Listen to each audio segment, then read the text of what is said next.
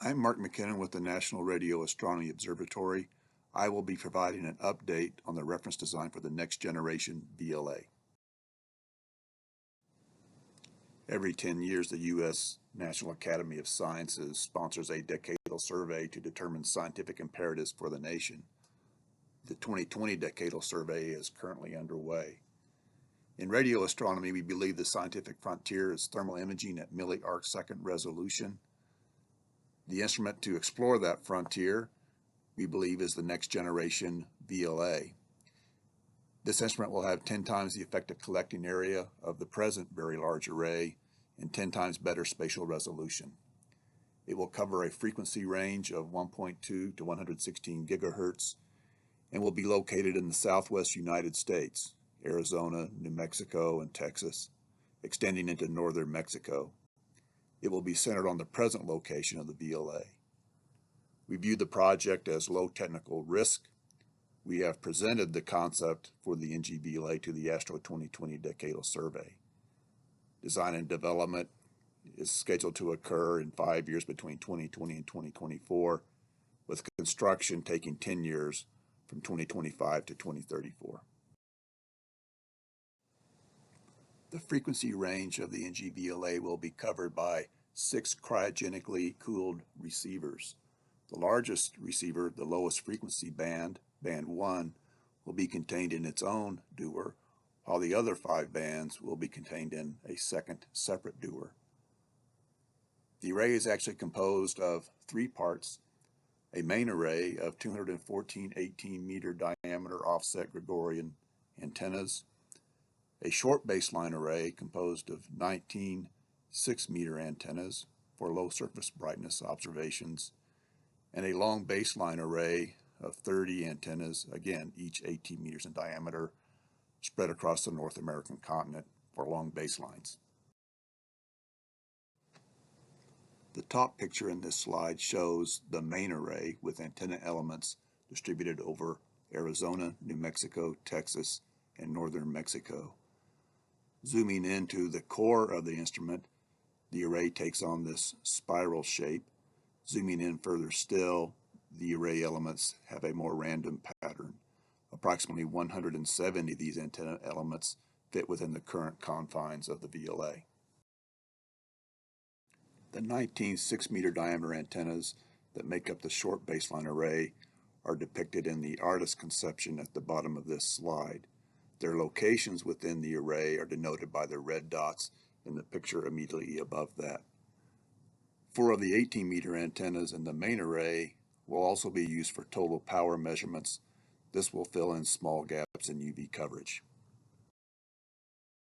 The 30 long baseline array antennas will be placed at 10 different locations distributed over the western hemisphere of the Earth. They will be located near existing radio astronomy facilities, as denoted by the yellow dots in the picture. The NGVLA project has made tremendous progress over the last year and a half.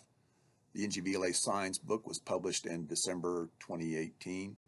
This book had over 80 chapters and 280 contributing authors. The project also facilitated community submission of science white papers on the NGVLA to the Decadal Survey in January 2019. Likewise, the project presented its facilities white paper on the NGVLA to the Decadal Survey in July of 2019. The reference design concept was completed in August 2019. This consisted of 3 volumes, 1,400 pages, over 50 chapters, and over 50 contributing authors. An independent cost review of the project's budget was conducted in October 2019, and our concept for the NGVLA was presented to the Decadal Survey in February of this year.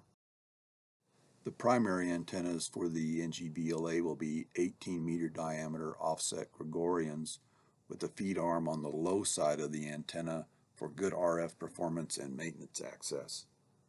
The preferred mount for the antenna is a pedestal, although wheel and track designs are also under consideration. The drive system for the antennas could be an all-motor gearbox or all-direct drive. The materials of construction depend upon the concept selected. They could be traditional aluminum panels with a steel backup structure, or a composite reflector with a mix of steel and carbon fiber in the bus. The surface accuracy is specified at 160 microns RMS, and the reference pointing is specified at 3 arcseconds RMS. 3 antenna vendors are currently developing design concepts for the NGVLA antennas. This particular design is one that is under development by MT Mechatronics.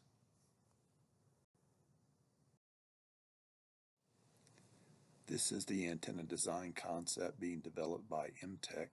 It has some similarities to the SKA antenna design.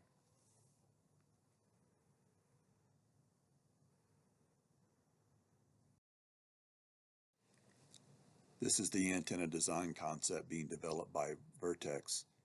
Its primary panel layout is similar to that of Meerkat. All 3 antenna design concepts are expected to be complete by the end of the calendar year. Frequency range of the NGVLA will be covered by 6 receivers in 2 cryogenic dewars. The 2 low-frequency receivers will have quad-ridge horns with 3.5:1 bandwidth ratio. Their low-noise amplifiers will be coaxially fed. The remaining receivers will have 1.67:1 bandwidth ratio corrugated horns with waveguide LNAs. These receivers will be cooled by conventional 2-stage Gifford-McMahon cryogenic systems. However, these will have variable speed cryocoolers and compressors for energy saving purposes. This slide shows the receiver and cryostat for a prototype Band 1 receiver. This was designed by our collaborators at Caltech and Arizona State University. 2 pictures on the left-hand side of this slide show prototype feed horns for NGVLA Band 6. The upper picture shows a design developed at the NRAO's Central Development Laboratory. The lower figure shows a design developed by EMSS in South Africa. The size of the feed is dominated by the size of its mounting flange.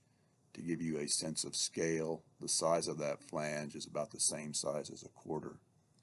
The middle picture shows one of these being tested at an anechoic chamber in Green Bank, West Virginia.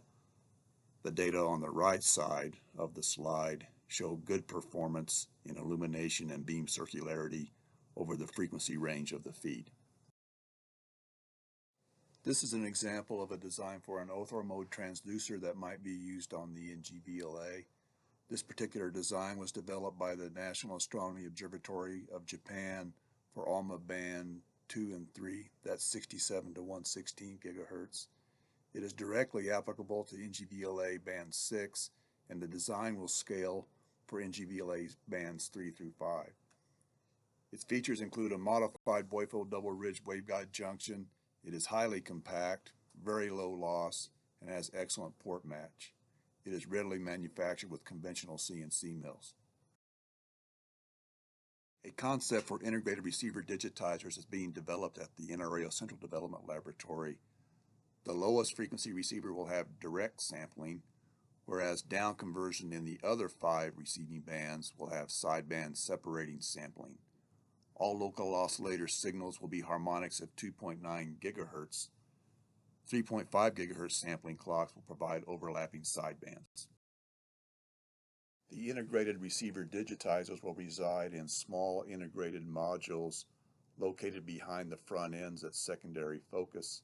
The digitizers are built around a custom integrated circuit that's currently in development at the CDL. The time and frequency references used in the NGVLA will depend upon the location of the antennas within the array.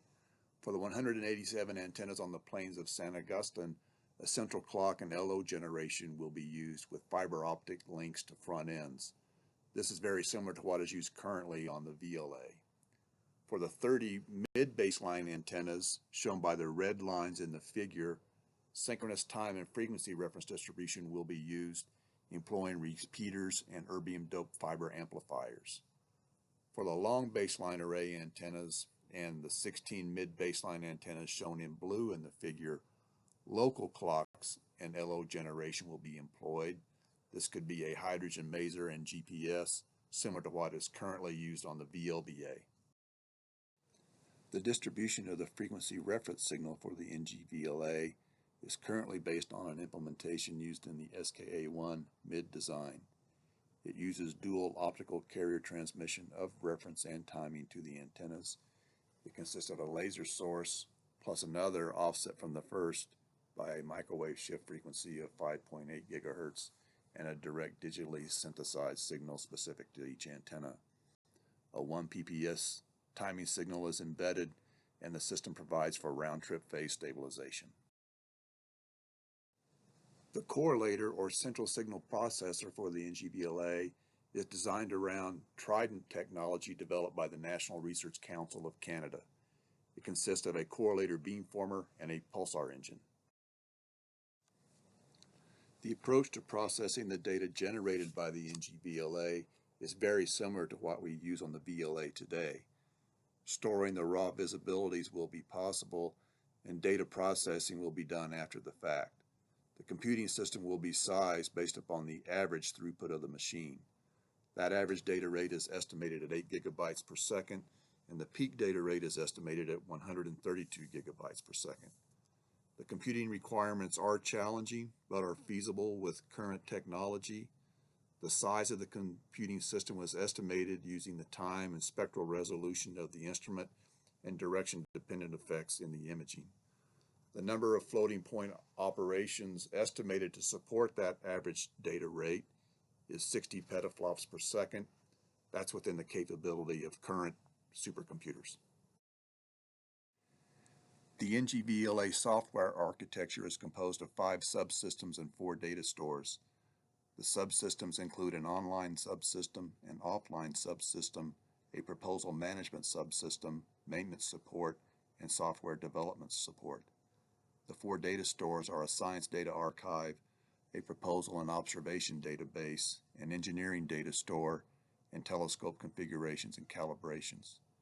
The architecture integrates very well with current ongoing projects to include telescope time allocation, science-ready data products, next-generation CASA, and high-throughput computing. The proposal management and offline subsystems are expected to be enhanced versions of what's used on the VLA today. The project does have its technical risks. For example, we took into account Moore's law in making our cost estimates. While we don't need transistor density to continue to increase, we do need the number of floating point operations per dollar to increase with time. Also, the efficiency of parallelization in our data analysis and computing is a concern. Like all ground-based radio astronomy facilities, we do have concerns over the new RFI environment that might result from the revolution in low Earth orbit satellites. And in making our design choices, we are constantly evaluating concepts that might offer improved performance at lower cost, but perhaps at higher risk. We need to mitigate those risks before making those design choices. In summary, the NGVLA project has developed a coherent technical concept to achieve the identified science. The project and its international partners are developing novel technologies to a suitable level of technical readiness prior to conceptual design down selects. The technical risks are understood, but the project will exploit technical opportunities to improve cost and technical performance. Thank you for your interest and attention.